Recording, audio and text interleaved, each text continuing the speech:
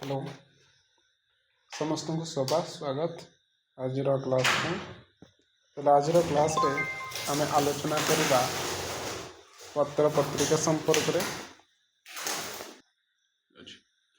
आज क्लास रे आम पत्र पत्रिका उपर आलोचना करवा ओके देखिए 19 शताब्दी आरंभ में पत्र पत्रिका गुड़िक विषय तथ्य गुड़िक आम आलोचना करवा कारण एग्जाम रे तुम गुड़िक एग्जाम रे एगुड़िक संपर्क में यूजीसी कि सीपीटी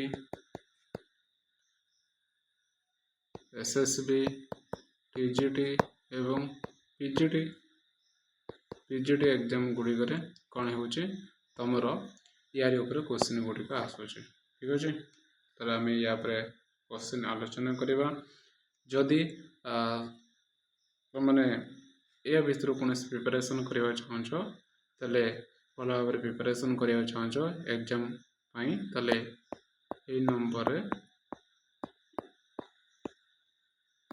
7605931488 से कांटेक्ट करके क्लास करें ओके तेल आम देखा पाइबा कि ओडिशार पत्र पत्रिका गुड़िक विषय कौन रही कुंजीवर पत्रिका ज्ञानऋण ओडिशा गेजेट प्रबोध चंद्रिका अरुणोदय उत्कल दीपिका बोधदायिनी बालेश्वर संवादवाहिका उत्कल हितोषिणी उत्कल शुभंकरी उत्कल पुत्र उत्कल दर्पण भगवती भक्तिदायिनी विदेशी यहीपरि भाव में अनेक गुड़िया पत्र पत्रिका आम 19 रु 20 शताब्दी मध्य प्रकाशित होती आज केते गुड़िए पत्रिका संपर्क आज आम आलोचना करवा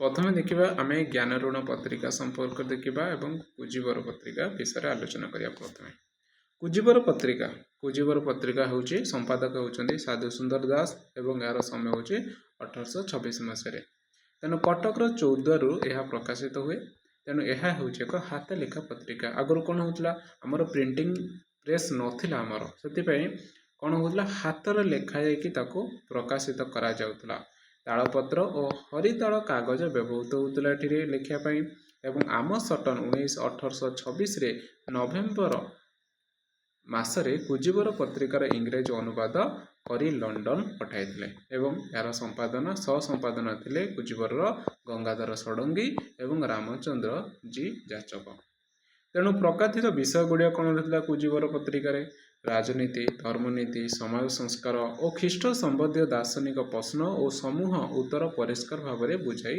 लेखुले कुजीवर पत्र रे देश स्वास्थ्य शिक्षा शिल्पी और गोकुशी वाणिज्य ब्रह्मविद्या संगीत नाना शास्त्र तत्व देश जातिर अधपतन कारण मान नाना सठिक दृष्टांत एठिरे मध्य प्रकाशित होता एवं आउ गोटे तथ्य हूँ 1830 अगस्ट मसरे साधु सुंदर तांकर हाथ लेखा पत्रिकार जीशु शिशु शीर्षक एक हाथ लेखा प्रकाश करी से भगवान जीशु को जड़े शिशु सहित तुलना करते ओके एवं 1838 मसीह ये पत्रिकाटी सबुदिन बंद हो जाता ओके तापर देखिबा ज्ञान ऋण पत्रिका ख्रीस्टियन पाद्री माने कटकर मिशन प्रेस रु 1849 मसीह ज्ञान ऋण नाम एक मासिक पत्रिका धर्म प्रचार मूलक पत्रिका प्रकाशित करते ओके तेणु यार संपादन किए थे रेवरेंड लेसी साहेब एवं आर्थिक क्षति भरणा कर न पारि अकाल वियोग होता है पत्रिकार यार बयस था 2 वर्ष तापर हूँ अरुणोदय पत्रिका 1861 ख्रीष्टाब्द पाद्री माने अरुणोदय नामक एक सामूहिक पत्रिका प्रकाश करथिले। एई पत्रिका 3 वर्ष पर्यंत जीवित थिला। एथिरे धर्म संबंधी प्रचार व्यतीत केतेक सामूहिक संवाद मध्य स्थान पाउथिला। तेणु यार पृष्ठपोषक थिला वर्नाकुलर लिटरेचर सोसाइटी। मुद्रण कोउथिला मुद्रण केउंठ होथिला पत्रिका कटक मिशन प्रेस रो यार कोन होथिला मुद्रण करा जाउथिला एवं यह मासिक पत्रिका थिला एवं यार भाषा थिला 2टी भाषा रे पत्रिका प्रकाशित होथिला। गोटेला बंगाला भाषा गोटे होची आसामिया भाषा ओके तापर होची बोधदायिनी पत्रिका यह होची मासिक तापर परवर्ती समय ये पत्रिका पाक्षिक होईची।